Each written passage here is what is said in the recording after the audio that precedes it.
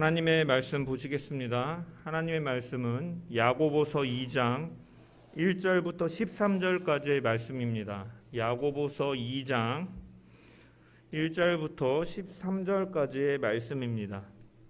제가 가진 성경 신약성경 372페이지에 있습니다. 야고보서 2장 1절부터 13절입니다. 하나님의 말씀을 봉독해 드립니다. 내 형제들아, 영광의 주 곧 우리 주 예수 그리스도에 대한 믿음을 너희가 가졌으니 사람을 차별하여 대하지 말라.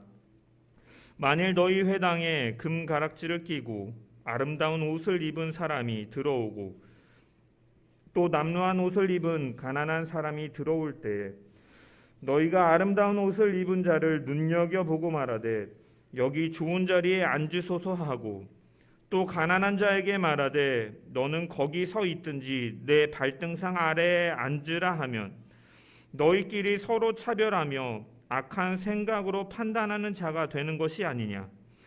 내 사랑하는 형제들아, 들을지어다. 하나님이 세상에서 가난한 자를 택하사 믿음에 부유하게 하시고 또 자기를 사랑하는 자들에게 약속하신 나라를 상속으로 받게 하지 아니하셨느냐. 너희는 도리어 가난한 자를 업신여겼도다. 부자는 너희를 억압하며 법정으로 끌고 가지 아니하느냐. 그들은 너희에게 대하여 일컫는 바 그 아름다운 이름을 비방하지 아니하느냐. 너희가 만일 성경에 기록된 대로 내 이웃 사랑하기를 내 몸과 같이 하라 하신 최고의 법을 지키면 잘하는 것이거니와 만일 너희가 사람을 차별하여 대하면 죄를 짓는 것이니 율법이 너희를 범법자로 정죄하리라. 누구든지 온 율법을 지키다가 그 하나를 범하면 모두 범한 자가 되나니 간음하지 말라 하시니가 또한 살인하지 말라 하셨은즉 내가 비록 간음하지 아니하여도 살인하면 율법을 범한 자가 되느니라.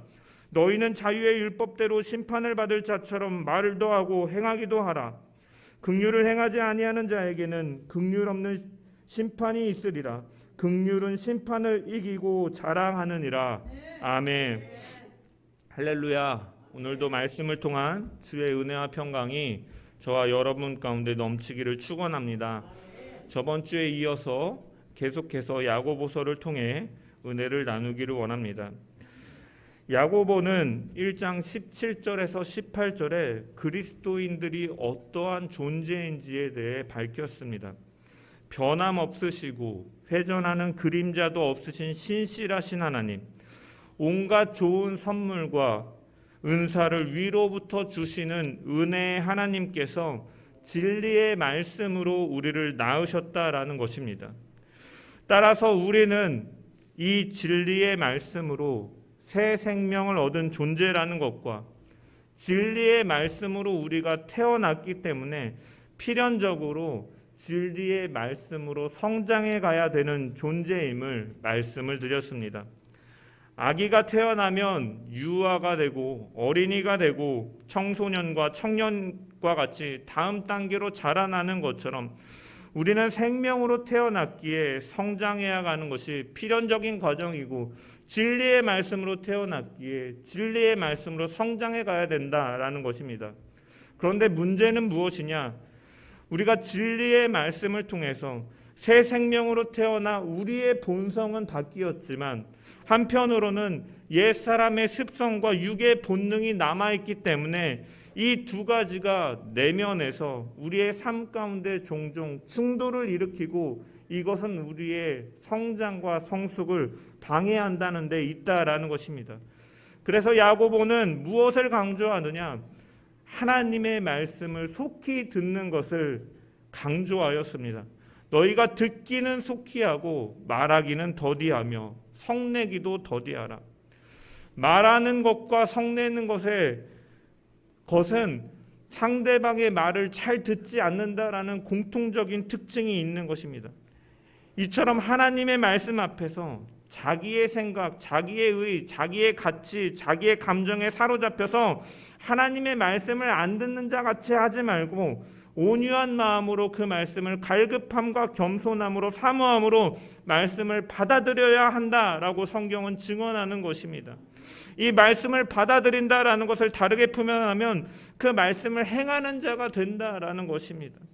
이 말씀이라는 거울을 통해서 하나님께서 그리스도를 통해 우리를 재창조하시고 회복시키신 그 하나님의 형상, 그 피조물의 원형이 죄로 인하여 망가지고 더럽혀지고 흠이 생길 때 우리는 거울을 바라보고 그 흠을 닦는 것처럼 날마다 말씀을 통하여 우리는 점검하고 우리 자신을 살펴버리고 거울을 보고도 잊어버린 자같이 되지 아니하고 날마다 우리 몸을 말씀을 통하여서 갈고 닦아서 하나님의 의와 진리의 거룩함의 도구로 우리가 날마다 세워져 가고 성장해 가야 된다라는 것을 말씀을 통하여 우리가 살펴보았습니다. 거울을 유심히 깊이 바라보는 것처럼 지속적으로 깊이 하나님의 말씀을 연구하고 그 말씀이 자신의 허물을 드러나게 하고 자신의 삶이 하나님의 말씀에 준하여 변화되도록 허락하는 사람이 복된 자다라고 말하고 있는 것 같이 그 복된 길을 우리가 걸어가야 될 줄 믿습니다. 이처럼 말씀을 속히 듣고 행하여야 될 것을 강조한 야고보는 오늘 본문에서 실제적인 사례로 무엇을 다루고 있느냐?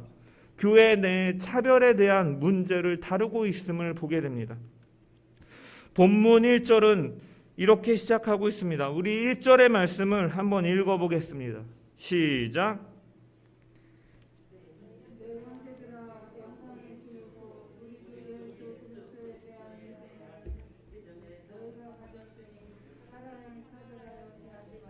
아멘. 우리가 진정으로 하나님의 말씀을 받게 될 때 드러나는 변화 중에 한 가지는 사람을 대하는 태도입니다. 특별히 사람들을 외형적으로 차별하며 대하지 않는다라는 것입니다. 여기서 야고보는 영광의 주 곧 우리 주 예수 그리스도에 대한 믿음을 너희가 가졌으니 사람을 차별하여 대하지 말라라고 말씀하고 있습니다. 여기서 차별이라는 단어는 헬라어로 프로소폴렘프시아이스라는 단어인데 무슨 뜻이냐면 이 단어는요 두 가지의 합성어인데 얼굴, 외모, 용모를 뜻하는 프로소폰이라는 단어와 취하다라는 단어인 람바노의 합성어입니다. 그래서 여기서 말하는 차별이라는 것은 무엇이냐면 사람의 외형적인 모습을 보고 그것을 중시하며 판단하는 것을 의미하는 것입니다. 신분이나 직업, 성별, 경제 능력, 어떠한 권력을 갖고 있는지 이러한 눈에 보이는 외적인 조건에 따라서 판단하는 것을 의미하는 것입니다. 오늘날 세상을 보면요, 이 젊은 층에서 가장 이슈되고 부각되는 것 중에 하나가 젠더 갈등입니다. 남녀 간의 갈등. 그래서 여자들은 페미니스트가 되어서 역차별을 받고 있다면서 오히려 그 여성의 인권 신장을 위해서 외치기보다는 어떻게 보면은 자신의 권리들만을 누리기 위해서 또 외치는 극단적인 자들도 있고 이 상대방의 성을 깎아내리는 그러한 일들도 겪기도 하고 이에 따라서 남자들은 역차별을 받고 있다라고 말하면서 또 그들을 공격하고 이러한 갈등과 차별의 시대 속에서 살아가고 있다라는 것입니다.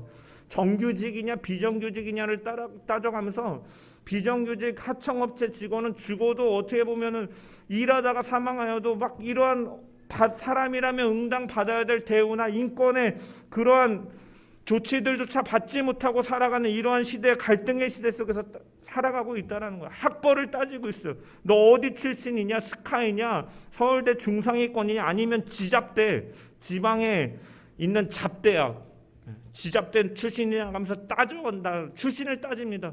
너 전라도냐, 경상도냐, 충청도냐, 강원도냐 이런 것들을 따진다라는 거예요.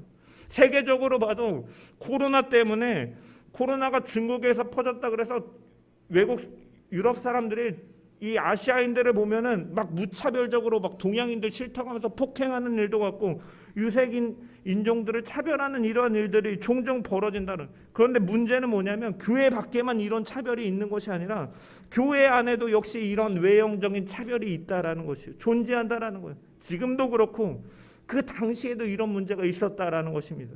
심각한 문제가 아닐 수 없습니다. 왜? 이 차별은 결국은 우리가 말하는 것처럼 갈등을 갖게 오고 결국 두 쪽으로 나눠지는 일들을 갖기 때문에 교회 안에 차별이 있다라는 것은 하나님의 교회가 어떻게 보면 분파되고 당을 짓는 그런 쪼개지는 아픔을 불러올 수 있기 때문에 심각한 문제다라는 것입니다. 어떤 문제가 있었냐? 2절부터 4절의 말씀입니다.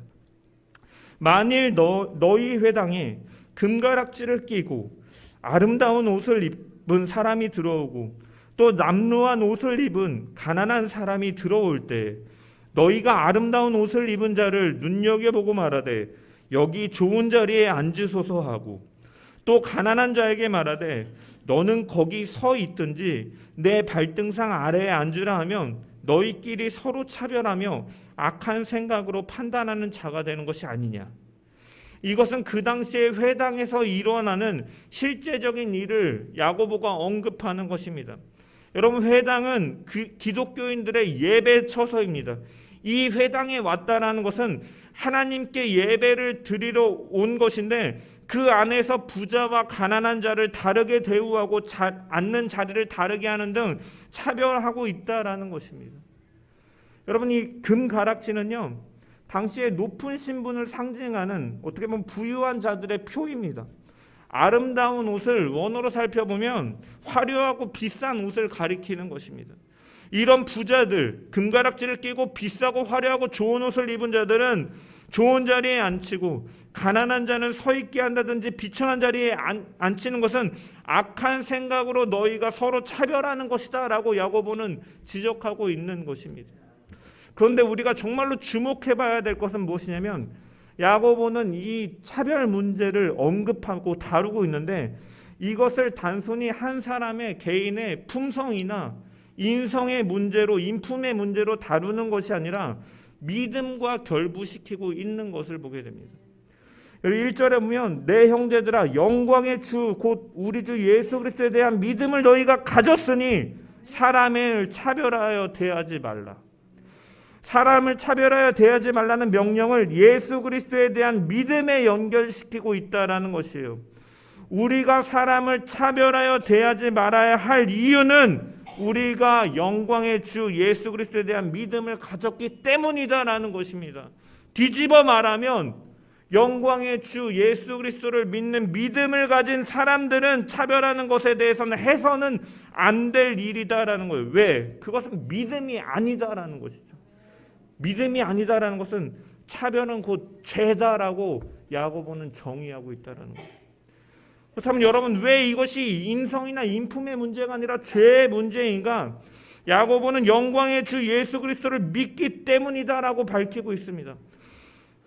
우리는 여기서 영광의 주라고 표현된 부분을 주목해 봐야 됩니다. 성경에서 말하고 있는 예수 그리스도의 영광이 무엇을 의미하는지 우리가 안다면 이것이 죄라는 것에 대해서 선명하게 드러나기 때문입니다.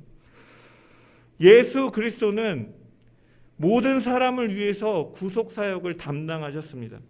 그 사역에 대해서 바울은 고린도 후서 8장 9절에 이렇게 표현합니다. 제가 읽어드리겠습니다. 우리 주 예수 그리스도의 은혜를 너희가 알거니와 부유하신 이로써 너희를 위하여 가난하게 되심은 그의 가난으로 말미암아 너희를 부유하게 하려 하심이라. 주님께서 구속사역을 감당하신 것은 부유한 자가 가난하게 되어 우리를 부욕해 하신 것이다라고 바울은 표현한다라는 것입니다. 예수님께서는 어떠한 분이십니까? 만물이 창조하실 때부터 함께하신 창조주이시자 만유의 주제이시고 만물의 주인 되시는 분이십니다. 그런데 그런 부유하신 주님께서 하늘의 모든 영광과 보좌를 버리시고 이 땅의 낮은 모습으로 오셨다라는 거예요. 이 표현을 빌리자면 가난하게 오셨다라는 거예요. 그 이유는 무엇이냐? 한 가지 때문인데 바로 우리를 부유케 하시기 위함이었다.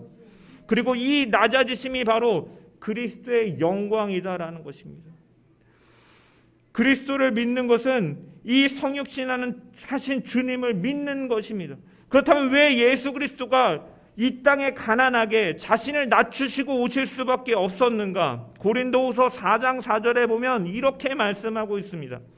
그 중에 이 세상의 신이 믿지 아니하는 자들의 마음을 혼미하게 하여 그리스도의 영광의 복음의 광채가 비치지 못하게 함이니 그리스도는 하나님의 형상이니라. 죄로 인하여서 무너진 우리가 잃어버린 것이 무엇입니까? 하나님이 세상을 창조하실 때 인간을 만드시면서 성경은 하나님의 형상대로 인간을 창조하셨다라고 말씀하였습니다. 그런데 죄로 인하여 이것이 무너지게 되었고 영광의 복음의 광채가 비치지 못하였다. 그래서 예수 그리스도는 하나님의 형상 그 자체시기 때문에 이 땅에 오셔서 이 죄로 인하여 무너진 하나님의 형상을 회복시키기 위하여 오셨다라는 것입니다. 왜냐? 예수 그리스도는 하나님의 형상 그 자체시기 때문에. 그래서 주님께서는 요한복음에 보면 하나님과 자기 자신을 동일시하는 것을 많이 보게 됩니다. 나를 본 자가 아버지를 보았다고, 아버지가 내 안에 계시고 내가 그 안에 거한다라고 말씀하시는 것이 예수 그리스도가 하나님의 형상 그 자체시기 때문에 그런 것입니다. 그리고 그 주님은 그 영광의 빛을 우리의 마음에 비추신 분이십니다. 고린도후서 4장 6절에 보면 어두운 데에 빛이 빛이라 말씀하셨던 그 하나님께서 예수 그리스도의 얼굴에 있는 하나님의 영광을 아는 빛을 우리 마음에 비추셨느니라. 아멘. 예수 그리스도가 우리를 위해 낮아지시고 이 땅에 오신 것을 알고 믿음으로 고백하는 것을 하나님의 영광을 아는 것이다라는 것입니다. 이 하나님의 형상 자체신 예수 그리스도를 믿고 영접하고 그 의가 나의 의가 될 때 우리는 그리스도 안에서 하나님의 형상대로 재창조되고 회복되는 것입니다. 이것이 바로 이것을 위해 주님은 오셨고 주님의 영광은 바로 이것이다라는 것이에요. 어둠 가운데 있던 우리에게 빛으로 찾아오셔서 하나님의 영광의 빛을 우리 마음 가운데 비추시고 하나님의 형상, 이 새 생명의 본질을 우리 가운데 회복시키신 것이 바로 예수 그리스도가 하나님의 영광이다라는 것입니다. 하나님의 말씀에 하나님께서는 우리를 이 진리의 말씀으로 다시 낳으셨다라는 것이에요. 따라서 우리의 모습에는 이 진리의 모습이 나와야 된다라는 거예요. 이 주님의 영광이 나타나야 된다라는 거예요. 왜? 영광의 주님을 믿는 믿음을 우리가 가졌기 때문에. 아들이 아버지를 닮는 것이 정상이듯이 진리로 나왔으면 진리를 닮고 그리스도를 닮고 하나님을 닮아야 된다라는 것입니다. 그렇다면 하나님은 어떠한 분이신가?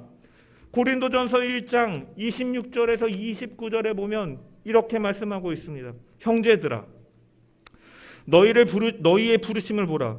육체를 따라 지혜로운 자가 많지 아니하며 능한 자가 많지 아니하며 문벌 좋은 자가 많지 아니하도다.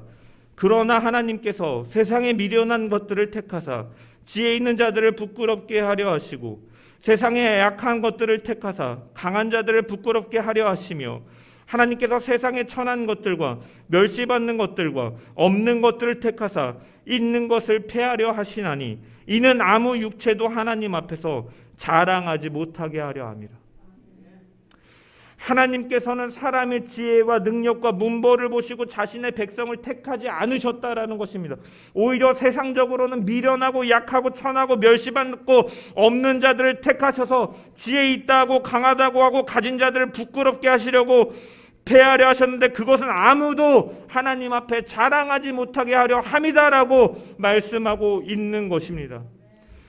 이처럼 하나님 앞에서, 즉 하나님의 은혜로 그의 백성된 이들 사이에는 우리는 뭐 잘남이 없다라는 거예요. 모두가 다 같은 존재이고 그렇기 때문에 우리는 서로 차별해서 안 되는 것이 바로 하나님의 뜻임을 우리가 발견할 수가 있다라는 것입니다. 예수님도 마찬가지입니다. 예수님의 구속사역, 십자가의 사역은 유대인들이나 고위 관리들을 위해서만 것이 아니라 이방인들이나 가난한 자들을 위해서도 소외된 계층을 포함한 모든 사람을 위한 것이었다라는 것이에요. 예수 그리스도께서 자기를 낮춰 인간으로 오셔서 억압받고 가난한 자들, 차별받는 자들과 함께 하셨던 것을 통하여서 우리는 예수 그리스도는 유대인이나 헬라인이나 할 것 없이 이 막힌 담을 허무신 이 예수 그리스도, 차별 없으신 주님을 우리가 기억해야 된다는 거예요. 주님의 낮아지심은 이것을 무너뜨리기 위해 오신 것인데 우리가 차별하고 서로 구분하고 판단하고 악한 마음으로 판단하여 대하는 것은 이것은 영광의 주님을 부인하는 것이기 때문에 이것은 죄다라는 거예요. 우리는 새 생명으로 태어났고 우리 모두가 새 생명으로 태어났기 때문에 우리는 서로를 남을 나보다 낮게 여기면서 차별하는 것이 아니라 주님께서 우리를 섬기기 위해 오셨던 것과 같이, 우리를 부욕해 하시기 위해서 가난하게 오신 것과 같이 우리 역시도 이러한 모습으로 살아가야 된다라는 것이, 이것이 바로 그리스도의 속성이고 이것이 영광의 개념이다라는 거예요. 이 영광의 개념, 성경이 말하고 있는 영광의 개념은 세상의 영광과는 다른 측면이에요. 세상의 영광은 자기가 높임을 받고 자기가 찬사를 받고 자기가 높은데 앉는 것이 영광이지만 기독교의 영광은 무엇이냐? 세상의 영광과는 다르다는 것이요. 나를 비우고 자기를 비우고 남을 부욕해 하는 것이 그리스도의 영광이요 그리스도인의 영광이다라는 것입니다. 어두운 데에 빛이 비치라 말씀하신 그 하나님께서 예수 그리스도의 얼굴에 있는 하나님의 영광을 아는 빛을 우리 마음에 주셨느니라. 그 빛이 우리 가운데 비춰지고 있다라는 것이요.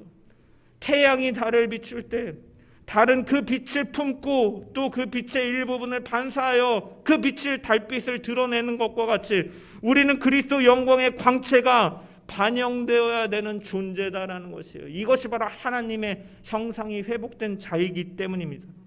우리는 주님께서 차별하지 않으신 것을 기억해야 됩니다.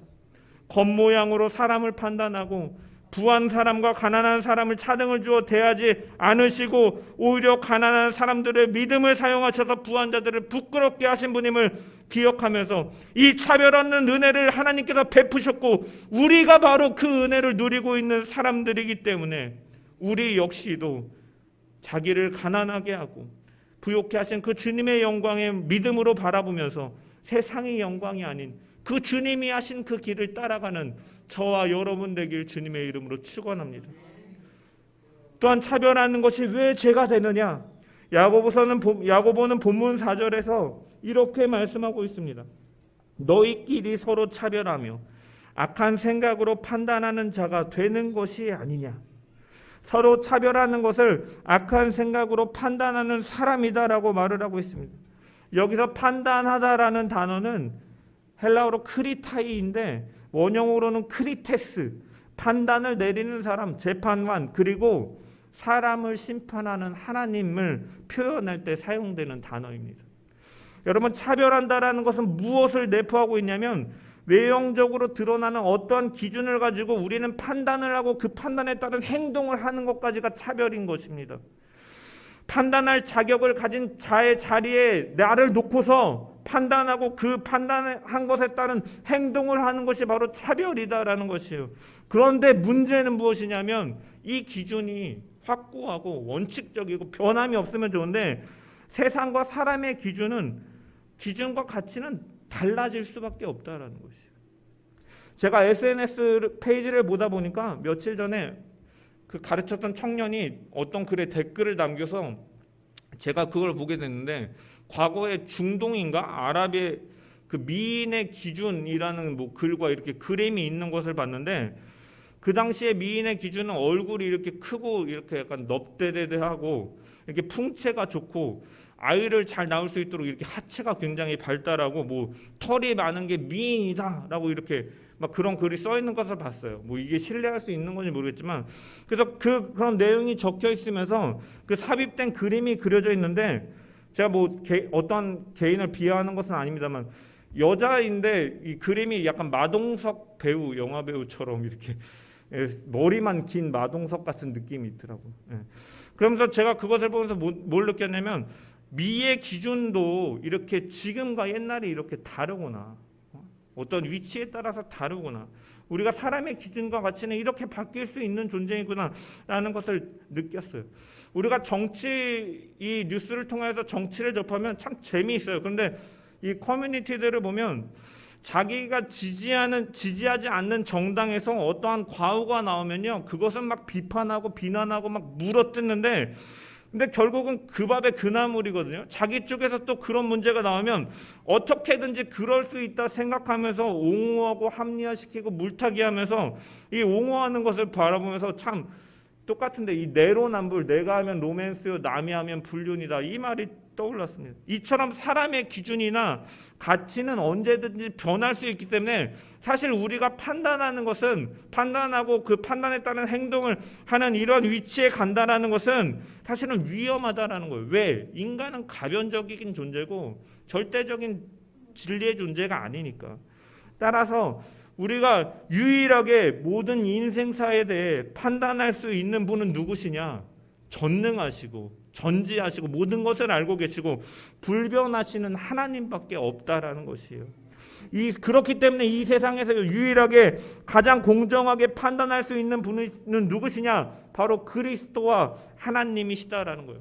그런데도 우리가 계속 판단하는 자리에 있어서 차별을 만들어낸다면 이것은 하나님을 대신하겠다는 의도가 있다라는 거예요. 하나님을 대신하는 모습이다라는 거예요. 창세기 11장에 바벨탑 사건을 통해 자신들의 이름을 내자 하늘까지 탑을 쌓자라고 하였어요. 하나님의 위치에 자신의 이름을 두겠다라는 거예요. 하나님을 대신하겠다라는 의도가 담긴 것이에요. 이것은 하나님 앞에서 죄이고 하나님을 대신하겠다라는 것은 우상 숭배이고 굉장히 무서운 죄다라는 것이에요. 그래서 야고보는 이 차별이라는 것이 그리스도인의 단순한 인격과 품성의 문제가 아니라 그리스도의 주되심을 부정하는 죄다라고 선언하고 있는 것입니다. 모든 판단은 하나님께서 하실 것이다라는 이 바울의 교훈과 같이 하나님의 위치에 자신을 두고 판단자처럼 행동하지 않는 그러한 자들 되기를 소망합니다. 계속해서 야고보는 본문 6절에서 7절까지 외모로 사람을 판단하며 부자를 좋아하다가 당하기 쉬운 위험을 경고하고 있습니다. 너희는 도리어 가난한 자를 업신여겼도다. 부자는 너희를 억압하고 법정으로 끌고 가지 아니하느냐. 그들은 너희에게 대하여 일컫는 바 그 아름다운 이름을 비방하지 아니하였느냐. 부자는 너희를 억압하며 법정으로 끌고 가지 아니하느냐 하는 것은 부자들은 그들이 가진 부와 힘을 이용해서 정치적으로 사법적으로 권력을 이용해서 가난한 자들을 억누르고 수탈하는 경우가 많다라는 것을 지적하는 것이에요. 왜 그런데 그렇게 하는데도 불구하고 너희는 그들에게 친절하고 호의를 베풀며 왜 가난한 자들을 오히려 업신여기느냐라고 말하고 있는 것이에요. 그들은 너희에게 대하여 일컫는 바 그 아름다운 이름을 비방하지 아니하느냐. 여기서 이 아름다운 이름이라는 것은 무엇입니까? 믿는 사람들을 향하여 그리스도 작은 예수다라는 이름으로 그리스도인이라고 붙여졌는데 그 예수 영광스러운 이름을 우리가 달고 있는데 부자들은 같은 그리스도인이면서도 가난하다는 이유로 사람들을 업신여기고 돈과 권력을 이용해서 억압하고 착취하는 행동을 하는데 이것은 그리스도인들에게 향하는 것이고 본질적으로 그 안에 담긴 예수 그리스도께 그렇게 비방하는 것이나 마찬가지인데 왜 너희는 그들에게 호의를 베푸고 왜 오히려 가난한 사람들을 업신여기느냐 하는 것이에요. 그러면서 야고보는 이렇게 말을 해요. 8절 9절에 이 차별하지 말라라는 권면을요, 이 사랑이라는 최고의 계명과 연결을 시킵니다. 너희가 만일 성경에 기록된 대로 내 이웃 사랑하기를 내 몸과 같이 하라 하신 최고의 법을 지키면 잘하는 것이거니와 만일 너희가 사람을 차별하여 대하면 죄를 짓는 것이니 율법이 너희를 범법자로 정죄하리라. 성경에 기록된 대로라는 것은 레위기 19장 18절의 말씀을 가리키는 것이에요. 내 이웃 사랑하기를 내 몸과 같이 하라라고 하신 이 말씀은 율법의 근본 정신이자 율법의 완성이자는, 율법의 근본 정신이 무엇입니까? 하나님 사랑, 이웃 사랑이잖아요. 10계명의 이 10계명도 1계명부터 4계명까지는 하나님 사랑이고 이웃 사랑에 대해서 말씀하고 있는 것이잖아요. 그래서 이 야고보는 이것을 최고의 법이다라고 표현하고 있는 것입니다. 이 최고의 법을 다르게 표현하면 왕적 율법이다라는 것이에요. 다른 계명보다 위에 있는 근본적인 법이다라는 것입니다. 야고보가 이 사랑하라라는 이 최고의 계명과 차별하지 말라라는 이 권면을 연결시키는 것은 사람을 재산이나 지식이나 명예나 권력 등의 이런 외형적인 것들로 골라가면서 사랑하는 것은 참된 사랑이 아니기 때문에 이렇게 연결시켜서 말씀하고 있다라는 것입니다. 야고보는 이 사람을 차별하는 것은 사랑의 최고 법을 어기는 것이기 때문에 죄라고 결론 지으면서 한 번 더 강조하며 말하는 것입니다. 만일 너희가 사람을 차별하여 대하면 죄를 짓는 것이니 율법이 너희를 범법자로 정죄하리라. 본문은 사람을 차별하는 것은 분명히 사랑하라는 최고의 법을 지키지 않은 것이고 죄라고 선언하고 있는 것입니다. 그래서 그 행위에는 긍휼 없는 심판이 주어질 것이다 라고 13절에 강조하고 있는 것이죠. 그리고 나서 그 뒤에 보면 긍휼은 심판을 이기고 자랑한다라고 기록되어 있습니다. 이것은 무슨 말입니까? 공의대로 심판하면, 너희가 그렇게 판단하는 것처럼 사실은 우리가 판단을 당하면, 공의대로 심판하면 우리 모두는 무서운 심판을 받아 영원한 형벌에 처해지고 말아야 될 운명이다라는 것이에요. 그런데 예수 그리스도의 그 피 흘리심으로 인해서, 그 영광의 주님의 사역으로 인해서 우리는 하나님의 긍휼하심으로 죄사함을 받고 의롭다함을 받은 자들이다라는 거예요. 따라서 긍휼은 심판을 이기고 자랑하게 되는 것이고, 이 자랑한다라는 것은 남한테 드러내는 것이잖아요. 우리가 받은 이 은혜, 자기를 낮추시고 남을 부욕케 하신 이 예수 그리스도의 그 사랑, 이 차별 없는 이 사랑을 우리 역시도 남한테 보이면서 나타내면서 믿음이 행함으로 드러나는 것과 같이 이러한 사랑을 나타내면서 살아가야 된다라는 것을 야고보 사도는 권면하고 있음을 우리가 기억하며, 이 갈등 많고 차별 많은 세상 속에서 그리스도의 복음과 이 하나님의 마음을 나타내며 살아가는 저와 여러분 되시기를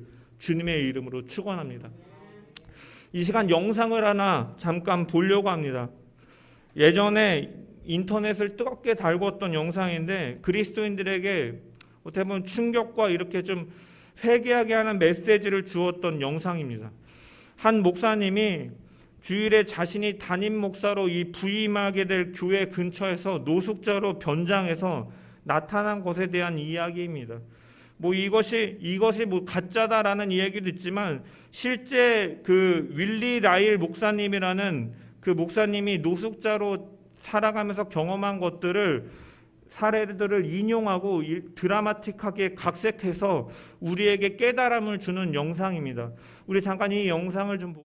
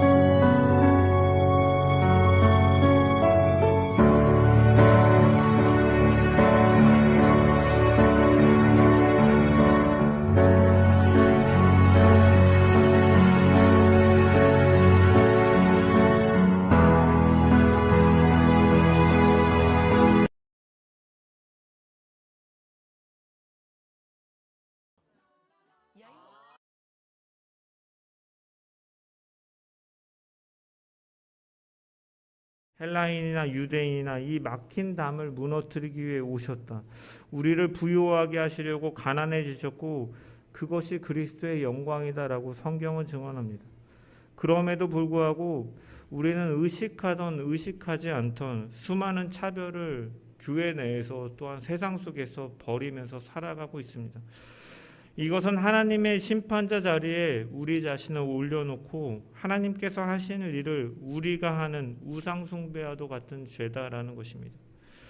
우리 모두가 이 하나님의 무한한 긍휼을 힘입어 그의 백성이 된 자들임을 우리가 기억하면서 이 하나님의 긍휼하심을 우리가 마음에 품고 차별 없는 믿음과 사랑의 공동체를 이루어가고 또